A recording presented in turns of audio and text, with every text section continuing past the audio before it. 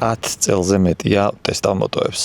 მთელი ეს პერიოდია გაუცნობიერებლად ვეძებ მოტოს, რომელიც რაღაც სრულიად უნიკალურს განმასტევინებს. მოტოს, რომელიც დააკმაყოფილებს ყველა მოთხოვნას, მათ შორის იქნება ლამაზიც, მსუბუქიც, სწრაფიც, მოქნილიც, ბიუჯეტურიც, ყოველდღიურიც და რაც თავარია ძალიან აგრესიული. და არის Yamaha XSR 900-ის სწორედ ის მოტო. ეს პირველი ქართული მოტოლოგია, მე სუპერსკინი ვარ.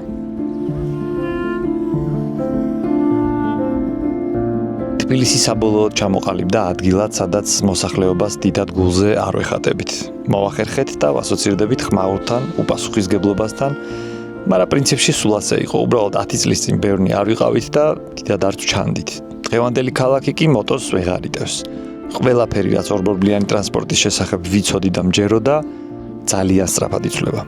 მოტოს შეფასებისას უკვე იმითაც ვინტერესდები, თუ სად გამოვიყენებ, მაგალითად აი ამ 890 კუბიან 3 ცილინდრიან inline ძრავს 119 ცხენის ძალით და 93 ნიუტონ-მეტრი აჩქარების სიმძლავრით, რაც დამიჯერეთ საკმაოდ ბევრია. ან დიდი ხომ არა 215 სანტიმეტრი დისტანცია საბურავებს შორის.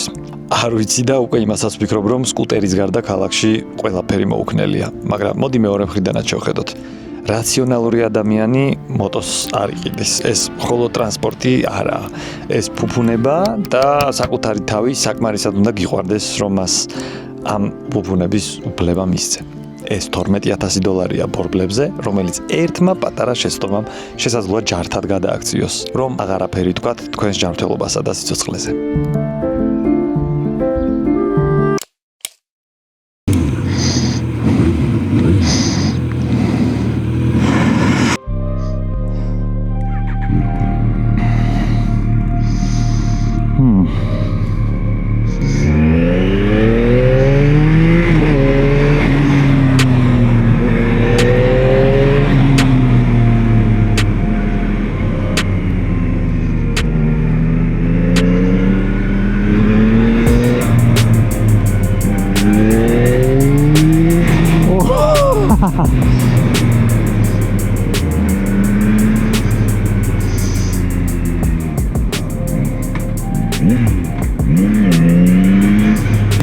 მოდი დავიწყოთ იქიდან, რომ ეს არ არის სტარტერ ბაიკი არავითარ შემთხვევაში და ძალიან დიდი შეცდომა იქნება პირველ მოტოდ ამის ყიდვა.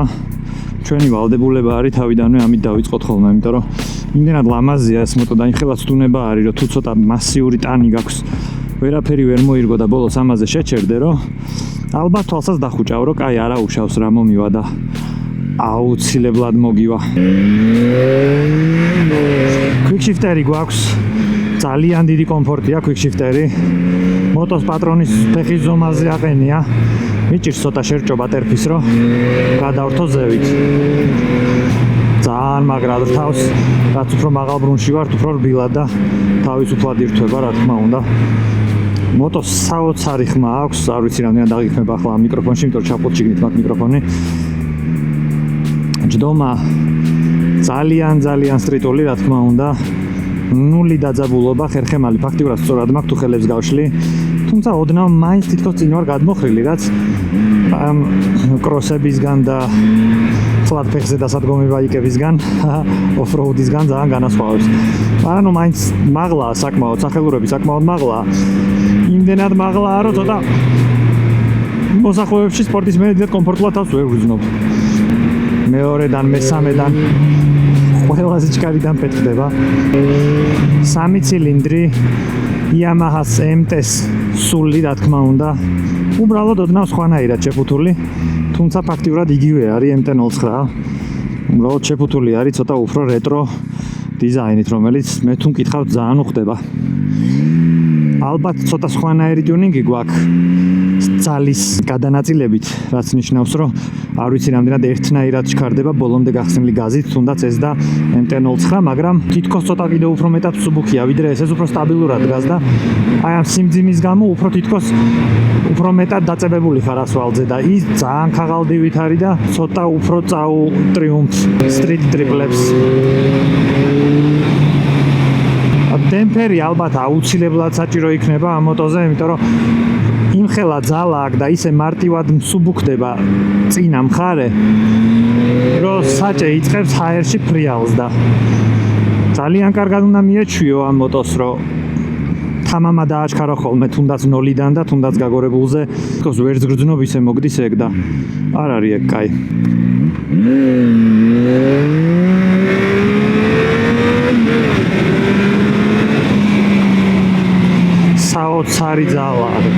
საოცარი ძალა აქვს, მაგარი აჩქარება.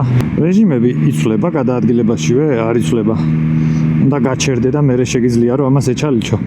ძალიან კარგი, თორე ჩემნაირი დაუდევარი ვიღაც სხვა ადამიანიც ესე დაიწყებდა ამას გადაადგილებაში. ჩაეხუტებოდა სადღაც კედელს და ძალიან კაია რომ ესეა. გავჩერდები და შევცვლი მესამე მოუჩი ვართ. გადაღებამდე პირველი თვე არის. აშკარად ვიგრძენი რომ სხვაობა იყო, ანუ უფრო მეტი ძალა ქონდა და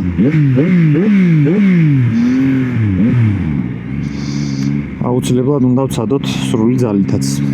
საოცარი დიზაინი გვაქვს, საკმაოდ კომფორტული ჯდომა, ოღონდ გულისხმობ პროპორციებს და არა სავარძელს. სავარძელი ისეთი გაქვავებული არის, რომ რამოდენიმე წუთი ავზივარ და ტრაკი გამიფრთხელდა უკვე და ვერ ხვდები ესე როგორ უნდა იარო გრძელვადაში, ალბათ უნდა მით უმეტეს გრძელგზაზე, ალბათ უნდა გამოიწერო რაღაცა aftermarket სავარძელი და ან რაღაცა დაამატო ზედან, საერთოდ პირიქით დარწმუნებული ვარ, რომ იქნება უკვე ვიღაც, ვინც ამაზე თავის საიდ ბიზნესს აწყობდა და გამოუშვებდა ამ მოტოსთვის ეგეთ სავარძლებს, უფრო რბილი რო იყოს რა, ძალიან გაქვავებული არის. შეუძლებელი არის ხა ამით დიდხანს სიარული. მე ჩემ მოტოზე ვწუწუნებ. ხოთა შეიძლება MT-საც ეგრე აქვს, რაღაც ქვასავით სავარძლები აქვს. აქ კიდე პლუს პრობლემა არის ის, რომ წინ უცებ თავდება ეს სავარძელი და ფაქტიურად კვერცხებით ხარ მიხეთქებული რკინაზე რა, საწვავის ავზზე. MT-ების შემთხვევაში ცოტა ზევით ადის ხოლმე ტყავი სავარძლის, თუმცა აი ესიც არ უქნია ღმერთს, ისიც ისეთი ქვასავით არის, რომ რაღა რკინაზე მიაწვევი და რაღა მაგ სავარძელზე და ალბათ რაღაც თავისი მიზეზი აქვს ამას ესე როა გადაწყვეტილი. კომფორტი ახლა მით უმეტეს სტრიტისთვის ალბათ ერთ-ერთი ყველაზე მნიშვნელოვანი ფაქტორი არის და მაგიტო ყიდულობ სტრიტს, რომ სპორტის დისკომფორტები აქ არ გინდა და რაღა გამოვიდა. დასავლეთზე ლაპარაკი ზედმეტი არის კახეთში, რომ წახვიდე საათნახევარი, თუნდაც 2 საათი რომ ამ სავარძელზე იჯდე, მაგრად გეტკინება ტრაკი რა. ეხა როგორც დამძიმდა ქალაქი და რა გარემოც არის თბილისში, რო გითხრათ ეხა რომ ძალიან კომფორტული არის ამით აქ სიარული მეთქი მოგატყუებთ. არც ხელდება როგორც ლიტრიანი სპორტები, რა თქმა უნდა და არანაკლები აჩქარება 150-მდე ალბათ. კიდე უკეთესი თუ არა, იმიტომ რომ გიჟივით ფეთქდება, ძალიან მაგარი აჩქარება აქვს. მაგრამ აი მაინც ცოტა როგორ თქვა, სკუტერი ვისაც უხმარია ყოველდღიური გადაადგილებისთვის, ცოტა დიდი და მძიმე მგონია რა. უფრო ალბათ მოვიაზრებდი მაინც აი მეორე ტრანსპორტად, რომ შაბათ-კვირას ქალაქიდან გახვიდე. კიდევ ვიმეორებ, სტრიტია, მაგრამ კი, არც ხელდება, კაი, ეგ პლუსია, თუმცა აი წონით და გადაადგილებაში კომფორტით უფრო მაინც რაღაცა გასართობი მოწყობილობის ტიპია, ვიდრე ყოველდღიური კომფორტული ტრანსპორტი რა. ახლა რომ მახსენდება მე რომ დამწყები ვიყავი მაშინ რომ აი ამხელა ძალა მოგეცა ჩემთვის, კი ძალიან გააზრებული მქონდა რომ აი იცი რა არის, ნელა უნდა ისწავლო, მაგრამ ნუ აი შეუძლებელი არის რომ არ გადაგძლიოს მაგის წყურვილმა, რომ მოდი უკვე მყავს და ბარემ გავიგო რა შეუძლია ბოლომდე და გამორიცხული არ არის რომ ერთხელაც კაი ხასიათზე რო იქნები არ გახვიდე და ბოლომდე არ გადახსნა ამისი ეს გაზი რა, აქსელერატორი და აუ ისეთი მარტივი არის ამით დამტრევა, აი ისეთი მარტივი არის რომ ალბათ აი ლიტრიანი ახალი სპორტები უფრო ნაკლებად საშიში არის, იმიტომ რომ მილიონაირი მოუდი აქვს და იქ ბევრად უფრო კარგად შეგიძლია ისეთი რეჟიმის არჩევა რომ ბევრი რაღაც შეგისწოროს ვიდრე ამან რა. ხო მოუდები რაღაცები აქ, ანუ ბიჭო, ძალიან მაინც აი რაღაცნაირი ხისტი და უხეში და გაუთლელი და ისეთი ტიპია რა. არ ვიცი, რატომღაც ცოტა Z900-ისკენ წამიღო Kawasaki-ის ის ხო ცარიელი ძრავი ჯაჭვი და ბორბლებია და აი რაღაცა რატომღაც თითქოს ამასაც რაღაცა თითქოს ეგეთი ტიპია ესეც. იმაზე უფრო მსუბუქი არის, ცოტა უფრო მეტ თავისუფლებას გაძლევს მანევრში, მაგრამ სკუტერივით კომფორტული მაინც ყოველდღიურად სახმარად ნუ არ არის რა. ვისაც მაგალითად მაგისთვის შეიძლება რომ მოგინდეთ. ABS-ი გვაქვს, ეხა პატარაზე წაუჭირა კიდევაც საყვარლად. აუ სად ჩავდექით ბიჭო. ძლივს ტენი footpegs და ანუ ტერფის დასადებს და სიჩქარის გადამრთველის ჭხირს შორის ფეხს რო შემდეგ სიჩქარეში გადავრთო. რანაირად დაყენია. შიფტერი ძალიან კარგად მუშაობს. მაღალი ბრუნი უნდა რომ ლამაზად და კოხტად გადაირთოს. შეიძლება შეჩვევის მომენტიც არის. ჩემი მოტოთი სპორტით ბევრად უფრო კომფორტულად გავდივარ მანქანებს შორის, ესეც საცოფში ხარ რა თქმა უნდა ნელა, მაგრამ მაინც რა, ვიდრე ამითი, აი სუგანსთან მაქრო ეს სახელურები განზე რო არის, რამეს არ წავარტყა. თუმცა თავი მაღლა მაგ ბევრად უკეთესად ხედავ წინ რა ხდება, მაგრამ ასეთ გარემოშიც გამოვცადეთ. აუ არა რა კაი ძალა ბიჭო, მაგარის ხარტი და ცოცხალი ბაიკი არის და საკმაოდ მანევრირებადი რა.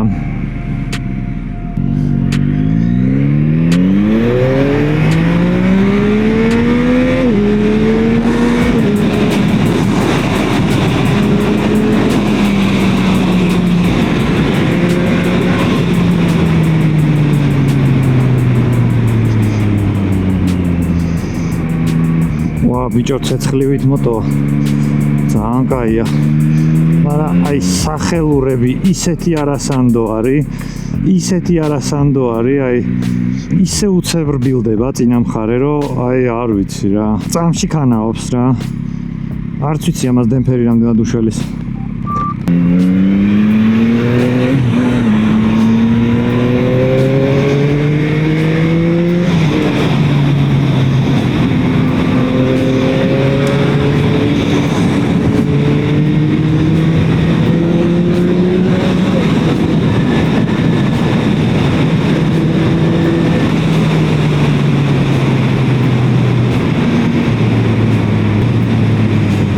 ერთია როგორი ჩქარია რამე მოდელი, მეორე არის რამდენად სიამოვნებას ღებულობ რა. ალბათ მაღაზიებთან ხვდებით რომ ბევრი ფაქტორის გამო შეიძლება რაღაც ტრანსპორტი ბევრად ნაკლებად ჩქარი იყოს, მაგრამ სამართავად და გასართობად ბევრად სასიამოვნო იყოს. აი ამ მოტოზე ხარ ვფიქრობ ძალიან ფიცხი არის, აი ზედმეტად ფიცხია, მაგრამ რო ვფიქრდები რამდენად სასიამოვნოა ამით სიარული რა. ალბათ სულ უნდა იარო ქალაქგარეთ ტვისტიებზე, ძალიან უნდა მიეჩვიო ჯერ რა, იმიტომ რომ აი უცხო პლანეტელი მგონია ჩემი თავი, ხა ჩემი მოტოს მერე ამაზე რო გადმოვჯექი, აი მოსახვევშიც ვერ შევეჩვიე როგორ დგას, აი ვერ ხვდები სადამდე წავყვე რა.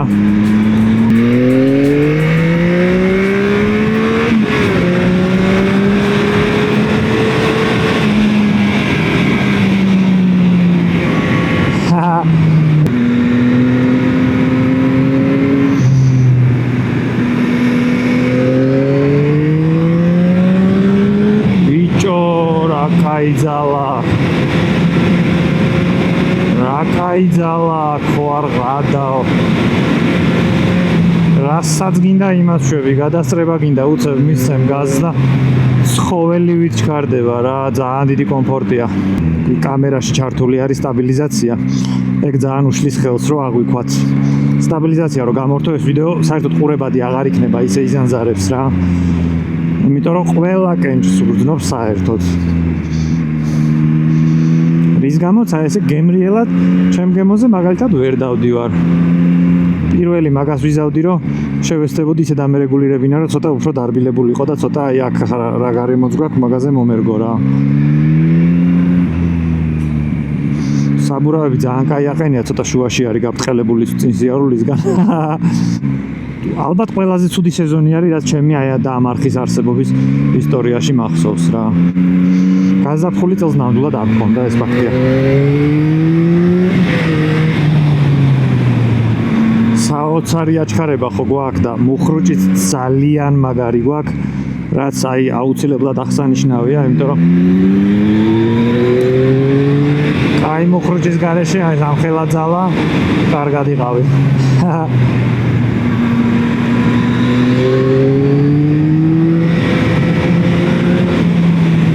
ნახე პირველში ვარ და რა სასიამოვნოა ეს, რა ასხია აქ. მე მგონი რაღაც მანქანასაა გასხმული და წყალს არ გავს. დღესდღეობით არავის არ აქვს სურვილი იმისი რომ სხვისი მოტო დააზიანოს და მერე აკეთოს.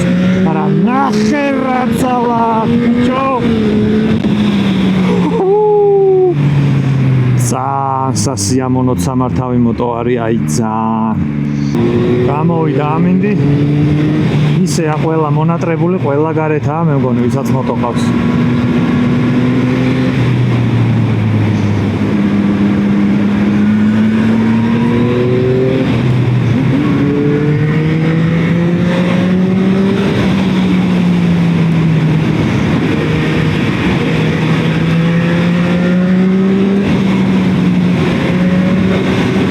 საოცარი ძრავი არის.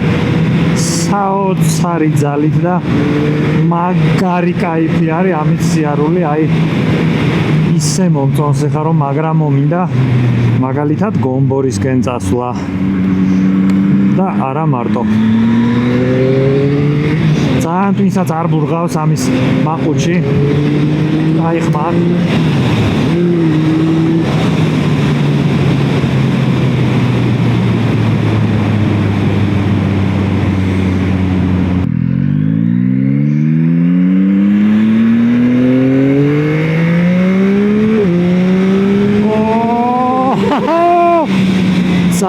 კაი შიფტერი ძმაო, ძალიან. ჩემთან როგორც ირთვება, იმაზე ბევრად უფრო დახვეწილი და შეუმჩნეველი არის სიჩქარეებს შორის გადასვლა, რა საერთოდ არ იკარგება თითქოს დრო გეგონება, რომ ერთი მთლიანი დიდი სიჩქარეა. ძალიან მაგარია.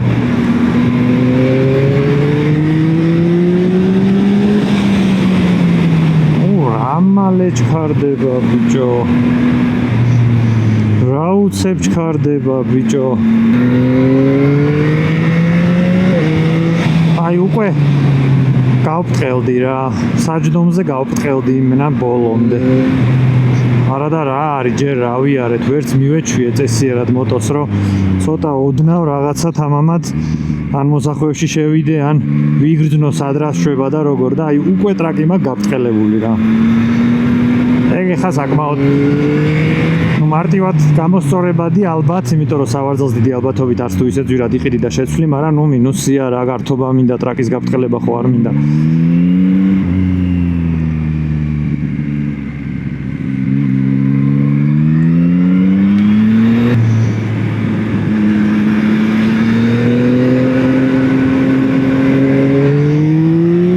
აი გადასასწრებად რა კაია ბიჭო. აი არა ეს ძალა აუცილებელი არის უცებ რაღაცა რომ დაგჭირდეს იმედიანად ხარ რომ ძალა გაქვს.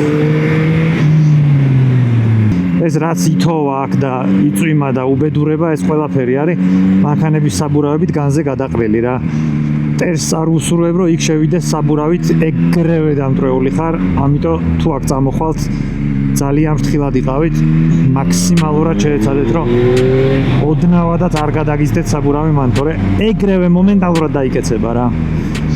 არაფერი მაგას აღარ უშველის. აი ჩანს კიდევაც მე მგონი თოვლივით დევს.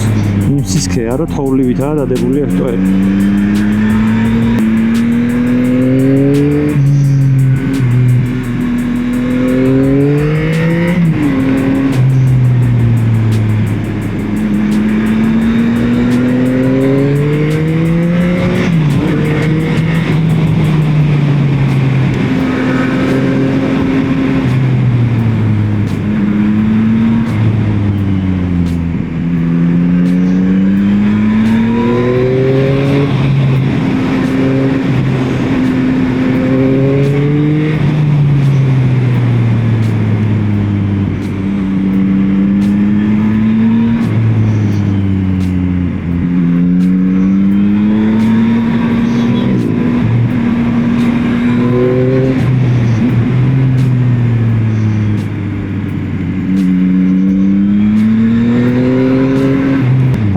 ჩემთვის ცოტა მძიმეა რა.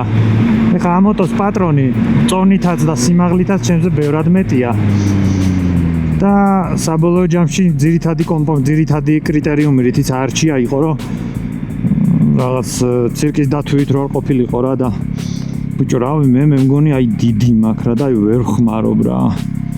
დღევანდელი ჩვენი ვიდეო დასასრულს მივუახლოვ და ყველას დიდი მადლობა ჩართულობისთვის, კომენტარისთვის, ლაიქისთვის, არხის გამოწერისთვის. მე ამ მოტოს დიდი სიამოვნებით ვიყოლიებდი როგორც გასართობ საშუალებას და უფრო ნაკლებად მოვიაზრებდი თქვათ ყოველდღიურად ქალაქში სამოძრაო მოტოდ, მაგრამ უდაოდ ძალიან მაგარი მოტო არის და ყველაზე დიდი სიამოვნება მე მგონი ამ მოტოსი არის აჩქარება. სიმართლე გითხრათ, მე უფრო მეტად მომწონს ესეთი კლასიკური დიზაინი, ვიდრე MT-09-ები და 09-ები, მით უმეტეს ახალი მოდელები, როგორც ხშირად გამოდის. კიდევ ერთხელ დიდი მადლობა ყველას. იმედია ვიდეოთი სიამოვნეთ, არ დაგავიწყდეთ კომენტარის დატოვება და არხის გამოწერა. შევხვდებით ძალიან მალე ახალ ეპიზოდში. დროებით.